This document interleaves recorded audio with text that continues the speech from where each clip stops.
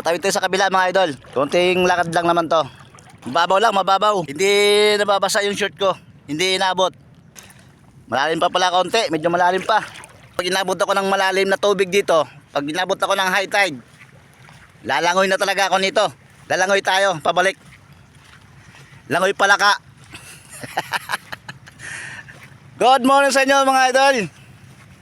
Luzon, Visayas, Mindanao mga idol. Good morning sa inyo. Maganda-gandang morning. Ayan mga idol oh. Mababaw lang. Puro banda ron. Huwag na tayo doon. Dahil malalim na. Hindi natin kaya tawirin yan. Hanggang dito lang. Kaya natin tawirin. Yan. Hanggang doon. Sa pabalik. Sa may maraming mga nyugan. Yan ang kaya natin tawirin. Hindi natin kaya tawirin yung malalim na. Maliwalas. Maganda ang dagat ngayon mga idol. Tahimik. Kasi tahimik ng buhay natin. Kaming mga biyahero na tumatawid ng dagat at sumasakay ng barko. Marating lang ang aming pupuntahan. Sa tuwing may bagyong dumarating, isa lang ang aming kahilingan na sana wag nang matutuloy. Kapag ang bagyo ay pangalan niya ay babae, malakas yan, napakasuplada niyan. Maraming kabuhayan at maraming bahay na wawasakin yan.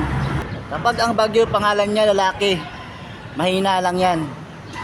Pero pag ang bagyo malakas, na sobra lakas, ang pangalan niya lalaki, asahan nyo bakla yan. Shout out sa mag-ina ko, San Mateo Rizal, Buntong Palay.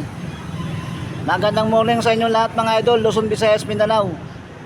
At shout out sa inyo lahat dyan mga idol.